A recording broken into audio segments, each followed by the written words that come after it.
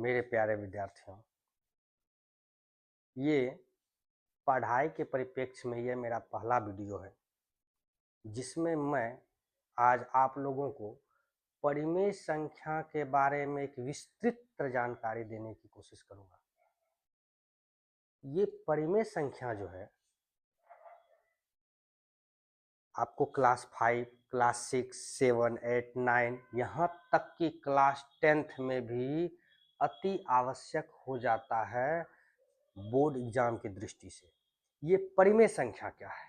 अब परिमेय संख्या सबों के द्वारा यह बताया जाता है कि परिमेय संख्या जो p/q के रूप में लिख दिया जाए उसे परिमेय संख्या कहते हैं। लेकिन परिमेय संख्या ये p/q क्या है, ये ही विद्यार्थियों को समझ में नहीं आता है। मैं खुद क्लास 9th में जाके जान पाया हूं कि परिमेय संख्या को p/q के रूप में जो दर्शाते हैं वो क्यों दर्शाते हैं, p/q है क्या, ठीक ना। तो ये परिमेय संख्या जो है p/q के रूप में क्या है, तो सबसे पहले आप सब जानते होंगे कि परिमेय संख्या जिसे p/q के रूप में लिखा जाए उसे परिमेय संख्या कहते हैं। ये परिमेय संख्या, तो मैं आपको सबसे पहले परिमेय संख्या की परिभाषा लिख देता हूं। परिमेय संख्या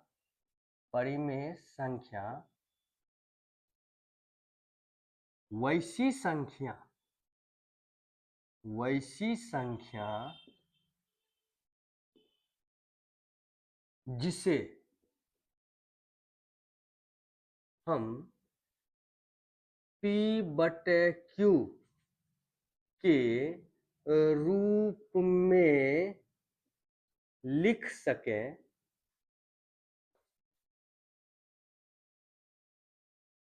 उसे परिमेय संख्या कहते हैं। परिमेय संख्या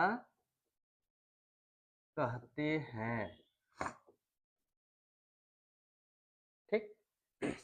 ये p/q है। q क्या है? 90% विद्यार्थियों को ये p/q क्या है यही सबसे ज्यादा हमलावर होता है कि p/q क्या है, ये p/q क्या है। क्या p/q ही हो सकता है? क्या a/b नहीं हो सकता है? क्या d/g नहीं हो सकता है? l/m नहीं हो सकता है? तो इसके बारे में मैं आगे बात करता हूं। तो ये परिमेय संख्या p/q क्या है? तो परिमेय संख्या को जानने से पहले आपको पूर्ण संख्या को छोड़ें, पूर्णांक संख्या को जानना अति आवश्यक है।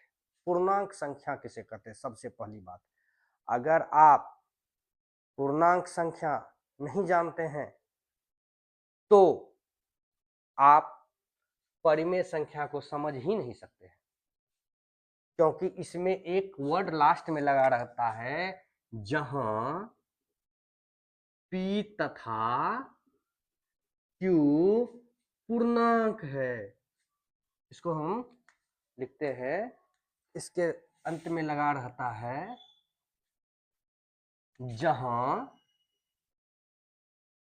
p तथा q पूर्णांक है तथा q जो है वह 0 के बराबर नहीं होता है, यानी 0 के बराबर q 0 नहीं होता है। इसका अर्थ क्या हुआ, सबसे पहले ये बात जानने की जरूरत है। तो सबसे पहली बात समझ लीजिए, परिमेय संख्या। तो परिमेय संख्या किसे कहते हैं ये तो आपने समझा, कुछ नहीं समझा, मैं समझा रहा हूं। अभी मैंने दूसरों की तरह ही समझाया हूं। अब देखिएगा, सबसे पहले पूर्णांक संख्या किसे कहते हैं ये देखना है। तो पूर्णांक संख्या मैं एकदम सरल भाषा का प्रयोग करूंगा, किताबी भाषा का प्रयोग नहीं करूंगा। पूर्णांक संख्या, ताकि आप समझ सके पूर्णांक संख्या क्या है। पूर्णांक संख्या क्या है, सीधी बात समझ लीजिए। आप 0 को बीच में रखिए, इधर आप लिखते संख्या रेखा जानते होंगे, 1 जानते होंगे, 2 जानते होंगे, 3 जानते होंगे, dot dot dot dot dot n जानते होंगे। n मतलब अनंत। उसके बाद इसी 1 2 3 का निगेटिव ले लीजिए, -1 -2 -3 डॉट डॉट, इधर भी -4 -5 -6। ये जो भी है, ये जो आपको दिखाई दे रहा है, ये सीक्वेंस को आपको देखना है। ये नहीं कि -1 और 2 के बीच में कुछ नहीं, -1 -2 -3 -4 -5, सिर्फ यही पूर्णांक। समझ में आ रहा है, आ रही है बात आपको? पूर्णांक 1 2 3 यही है पूर्णांक संख्या। अगर ये ना हो p/q के रूप में तो हम परिमेय संख्या, अच्छा परिमेय संख्या के परिमेय संख्या के बारे में बाद में मैं बात करता हूं, पहले पूर्णांक संख्या समझिए। तो 0 1 2 3 यानी कह सकते हैं, हमें सिर्फ हम पूर्णांक संख्या के बारे में बोल रहे हैं अपने भाषाओं में, जो जिससे कि आप समझ सके। पूर्णांक संख्या 1 2 3 4 5 यानी गिनती की संख्या, उसमें 0 को शामिल कर लिया जाए और निगेटिव नंबर ऋणात्मक संख्या को भी शामिल कर लिया जाए, संख्या को शामिल कर लिया जाए, तो उसको बोलते हैं पूर्णांक। क्योंकि ये नाम से ही क्लियर है, पूर्ण अंक। ये दो वर्ड देखिए, पूर्ण और अंक। पूर्णांक, पूर्ण अंक, पूर्ण है ये 3, ये -2 जो है ये पूर्ण है, ये 1 पूर्ण है, पूर्ण है, ना इसमें दशमलव है, ना बटे है, ना कुछ है, कुछ नहीं है, ये पूर्ण है, तो पूर्णांक संख्या हो गया। अब आ जाते हैं हम, इसको आप ध्यान में रखिएगा कि पूर्णांक क्या है। यहाँ p तथा q पूर्णांक है और q बराबर 0 नहीं, क्योंकि बता q तो 0 तो पूर्णांक है ना, लेकिन एक कंडीशन इसमें आ जाता है, परिमेय संख्या तभी होगा जब 0 नहीं होगा। क्यों 0 नहीं होगा, मैं इसके बारे में भी विश्लेषण कर देता हूं, पहले समझिए, अब समझेंगे परिमेय संख्या क्या है। तो देखिएगा, सबसे पहला परिभाषा जो आप रटे हैं वही रट के रखिए। वैसी संख्या जिसे p/q के रूप में लिखा जा सके या लिख सके उसे परिमेय संख्या कहते हैं, जहां p और q क्या है, पूर्णांक है। अब आप इस बात से बेझिझक हो जाइए। एक महीने पहले ये बोला था कि सर, आपके मन में एक सवाल आता है कि सर क्या परिमेय संख्या बराबर p/q ही लिख सकते हैं, l/m नहीं लिख सकते हैं, m/n नहीं लिख सकते हैं? तो सबसे पहली बात, हर एक चीज लिख सकते हैं। हमको मन होगा कि परिमेय संख्या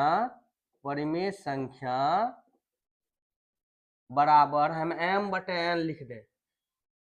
मन होगा हमें परिमेय संख्या a/b लिख दें।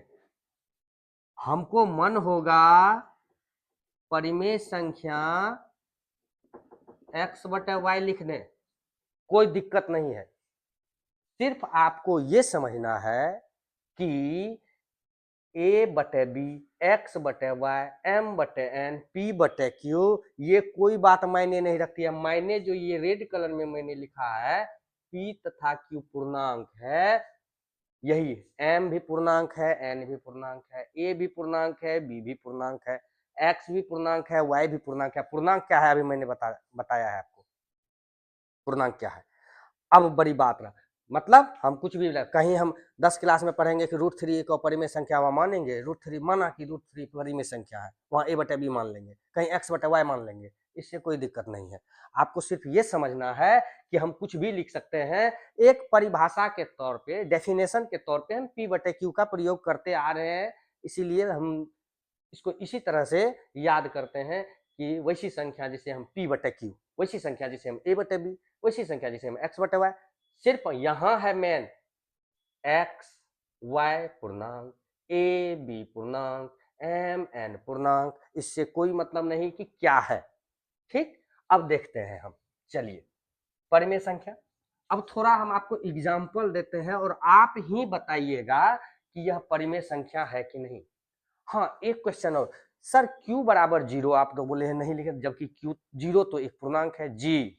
आप याद रखिएगा इस बात को कि किसी भी चीज में यदि हम 0 से भाग देते हैं तो अपरिभाषित होता है। अगर हम 8 में 0 से भाग दें तो यह हो जाता है अपरिभाषित। अपरिभाषित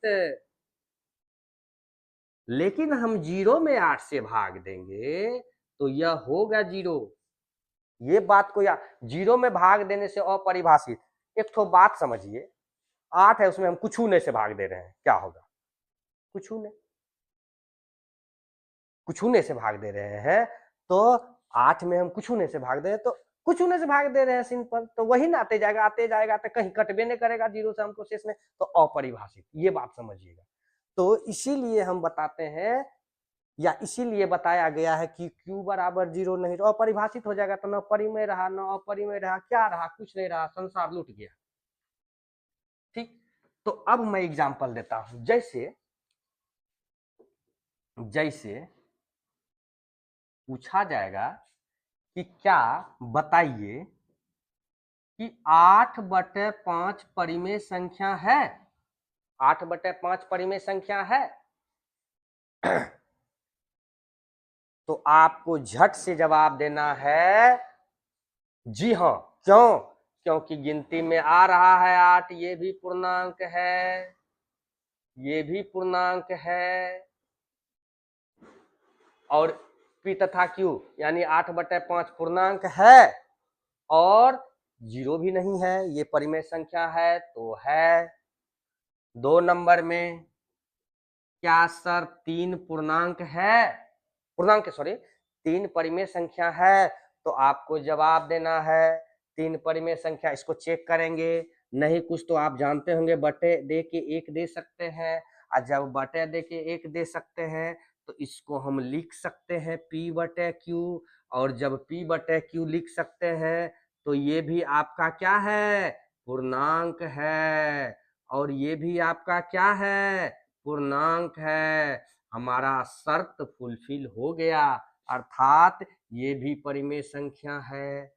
3 नंबर में बोल देते हैं सर क्या 0 परिमेय संख्या है? VVI देखिए ना, ज्यादा विद्यार्थी यहीं गड़बड़ा जाता है। तो हम लिख सकते हैं 0/1 क्या है? तो 0 भी पूर्णांक है, 1 भी पूर्णांक है, यानी मेरा P/Q के रूप में फॉलो हो चुका है। ये P/Q के रूप में, P/Q क्या है? कुछ नहीं, पूर्णांक है।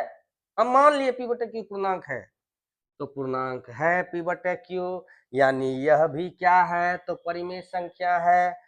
क्या सर -7 पूर्णांक है? तो जस्ट आप जानते हैं -7/1/1 लिख सकते हैं, उसके बाद इसको -7 पूर्णांक है, 1 भी पूर्णांक है, यानी यह जो है परिमेय संख्या है। उसके बाद देखना 5 नंबर का एग्जांपल लेते हैं। क्या सर 8/-3 पूर्णांक है? वो पूर्णांक नहीं, परिमेय संख्या है, तो 8 भी पूर्णांक है और -3 तो पूर्णांक है, पूर्ण अंक है, यानी यह परिमेय संख्या है, यह भी परिमेय संख्या है। क्या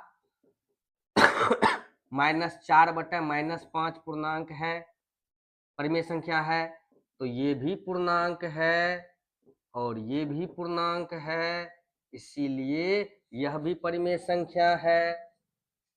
फुलफिल हो रहा है, मेरा P/Q के रूप में आ रहा है, इसीलिए यह पूर्णांक है, और पूर्णांक है तो परिमेय है।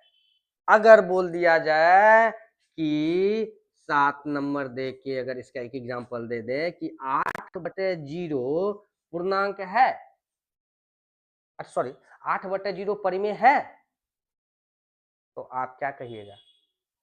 पूर्णांक है, पूर्णांक है, परिमेय है, गलत बात। एक चीज तो बताया गया, बटे नीचे वाला 0 नहीं होना चाहिए, यहाँ 0 है, इसीलिए यह पूर्णांक नहीं है, यह परिमेय नहीं है। 0 नीचे वाला ना, 0 आ गया ना, उसी तरह कुछ भी नीचे 0 आ गया परिमेय नहीं है। तो मेन यही डेफिनेशन है परिमेय का। ये आपको मैंने परिमेय संख्या पढ़ाने का कोशिश किया। ये मेरा पहला वीडियो है, इसीलिए मैं पहली बार कैमरे पे पढ़ाने का कोशिश कर रहा हूँ।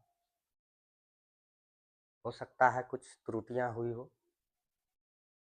उसको इग्नोर करके आप जो जानने योग्य बात है उसको आप अपने आत्म आप उसको आत्मसात कीजिए।